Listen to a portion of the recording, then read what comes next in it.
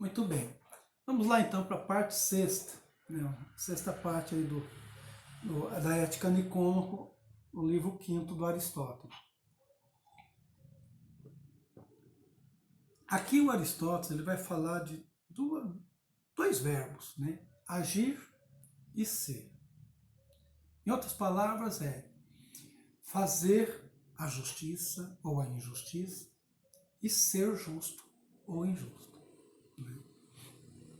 Então, ele diz assim: é possível que alguém pratique uma injustiça sem que por isso tenha de ser considerado injusto. Em outras palavras, é possível que você faça uma justiça sem que seja justo. É possível? É. Por exemplo,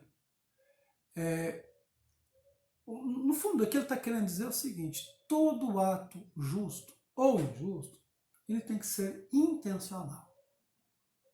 Né? As pessoas têm que querer fazer. Então, você pode até fazer uma justiça, alguma coisa boa, mas não estava na sua intenção fazer, né? Deu, por acaso, aconteceu. Isso não é um ato justo para o Aristóteles, né? Então, atos praticados que tornam o praticante injusto, por exemplo, ele vai dar aqui o exemplo: ladrão, o adúltero e o assaltante. Né? O ladrão que quer roubar e rouba, ele é injusto. O adúltero, ele que pratica, também é injusto. Né? O assaltante, que vai lá, assalta, faz, então ele se predispôs a isso, quis fazer isso e fez, ele é injusto.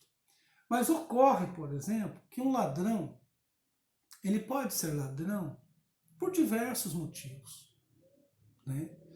Ele pode ser ladrão, por exemplo, premido por uma situação. Né? Por exemplo, ele teve um sequestro na família.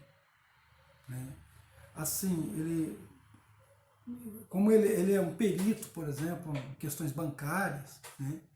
Foram lá sequestrar alguém da família e dizer assim: olha, a gente só vai liberar se você nos ajudar no assalto.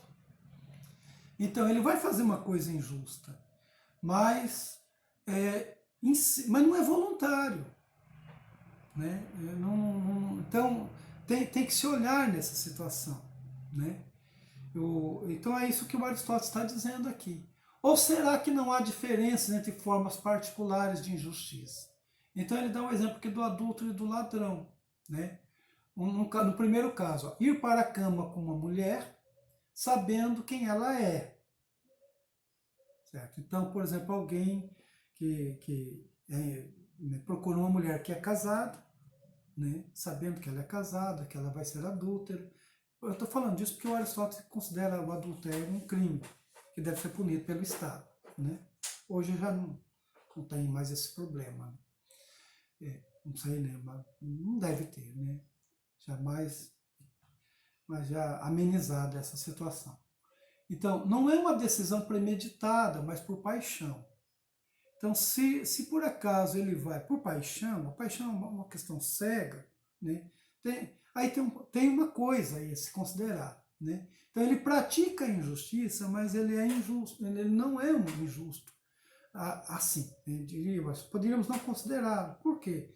Porque sendo o amor uma paixão cega, né? Mesmo sabendo da situação, né? Ele não conseguiu se conter, talvez a mulher também não. Então, aqui tem uma atenuante aqui. Né? O ladrão que rouba só uma vez, né, por uma extrema necessidade, ele não é ladrão. Né? Ele vai dizer assim. Mas aquele que é quanto mais está fazendo, então ele já é um ladrão. Né? Então, está dando esses exemplos para dizer que, na prática, as coisas podem ser ponderadas de diversas formas. Né? Não é que ele está justificando aqui que ladrão não pode ser ladrão, não é nada disso. Né? Então, no caso da justiça política, né, a justiça política visa a autossuficiência de uma comunidade, né, a justiça praticada por um governante, né, no âmbito do Estado. Então, você procura que a sociedade como um todo ela seja bem fornecida, né, que tenha bens. Né? Por exemplo, agora, nessa época de coronavírus, né? O Estado tem que atuar no mercado, não pode deixar que as pessoas pilhem, comprem tudo, estoquem tudo, assim, cada um por si, Deus para todos. Não. Né? Tem que ter o racionamento das coisas, né? Até que todo, para que, que um não tenha demais e o outro não pereça e assim por diante. Né? Inclusive, né, no caso dos mendigos de rua, de pessoas em situações de risco, vocês viram que agora, antes de chegar esse vírus, né, tinha cidades inteiras devastadas por enchentes. Então o Estado tem que fazer uma parte dele de compensação disso. Né? Então, apenas há quando as relações de humano para humano forem reguladas pela lei. E a lei existe aí onde pode haver injustiça. Olha que legal isso que o Aristóteles diz. Qual é o papel do Estado?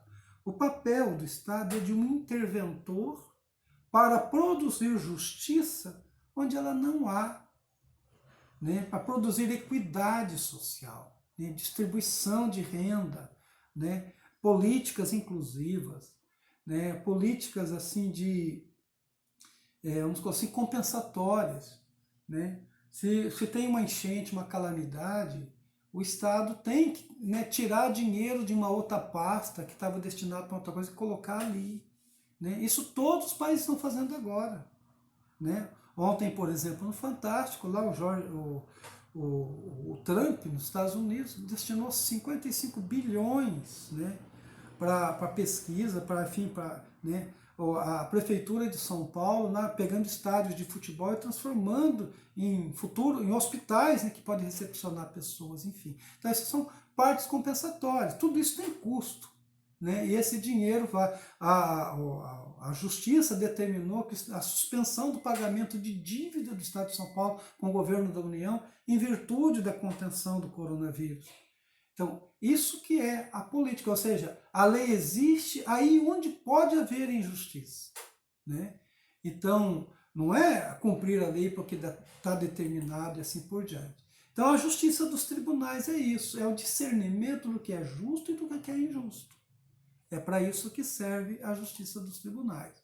E ela pode ser também escrita, né? A lei escrita, o Aristóteles vai dizer. Aí onde não pode haver injustiça, também se podem praticar atos injustos. Né? O que é praticar a injustiça?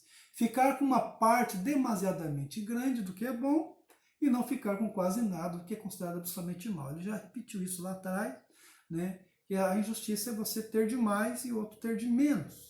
Né? Então alguém fica prejudicado e alguém fica com excesso. Né? É por esta razão que não pode ser um humano a governar, mas antes o princípio geral da lei escrita. Então as leis elas têm uma existência, uma justificativa, né? Uma razão de ser, né? Como escritas, justamente porque ela tem que ser um padrão para o juiz, para o estadista, né? Para os homens entre si. Né? Então tem que ser uma coisa de comum acordo celebrado. E o governante ele é apenas o guardião da justiça. Né? Olha que o Aristóteles está colocando isso no sentido fiduciário. Né? É óbvio que o Aristóteles, no tempo dele, sabia que os reis são injustos. Né? Quando o filósofo escreve que uma coisa é porque a situação pode estar completamente ao contrário do que ele está dizendo. Né? Se é guardião do direito, também é da igualdade. Certo? Então, o que o Aristóteles está dizendo é que o Estado tem que proporcionar essa igualdade entre as pessoas. Mas, lembrando bem, igualdade no sentido de equidade. Né?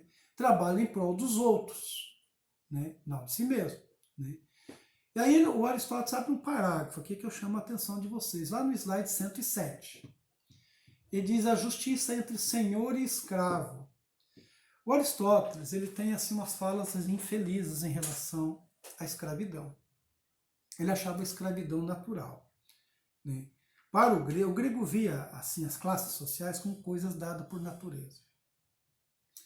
E isso não é verdade. Né? Tudo que é social e convencional não é natural. Né? Mas o Aristóteles ele via isso. Então ele diz o seguinte, ó, não é a mesma coisa que a justiça do Estado, a justiça entre senhor e escravo. Também não é a mesma coisa aqui entre escravo e filho. Né? A relação entre o marido e a mulher, a esposa, não é a mesma relação entre do Estado. Então, ele, assim, no âmbito doméstico, o Aristóteles vai dizer, ó, que não é a mesma situação. Então, ele diz, ó, não é a mesma coisa que a justiça do Estado. Não pode haver injustiça contra si próprio. Olha bem isso. Ninguém pratica injustiça contra si próprio. Então, por exemplo, o escravo, ele é considerado uma ferramenta, uma extensão do Senhor. Se eu tenho um escravo, se eu tenho um empregado, se eu tenho uma mulher, filhos, eles são extensões minhas, são minhas propriedades. Pensamento de Aristóteles. Então, se eu mato um escravo, não é um ato de injustiça. Se eu castigo meu filho, não é um ato de injustiça. Né? Se eu também castigo minha esposa, também não é um ato de injustiça. Porque eu não posso praticar injustiça contra mim mesmo. Isso é um dado ruim aqui no texto do Aristóteles. Está tão bom até aqui, né? Mas é um dado ruim aqui. Né? Mas entenda bem o que ele está dizendo. Ninguém pratica injustiça contra si mesmo. Né? E aí no finalzinho ele vai falar do suicídio. Vai dizer, irmão, suicídio é uma injustiça que eu pratico contra mim mesmo. Ele vai dizer que não. Ele tem uma solução para isso aí. Né? Então a questão da justiça doméstica entre um homem e uma mulher, né, mais do que entre pai e filho, senhor e escravo, é um tipo diferente de justiça política. O Aristóteles, assim, o espaço doméstico é um espaço privado, né, é uma dimensão política reduzida, mas é uma outra injustiça. Né? Ali tudo é meu, então ali não há uma injustiça, certo? E assim a gente termina a parte sexta. Tá? Vamos entrar agora na parte sétima.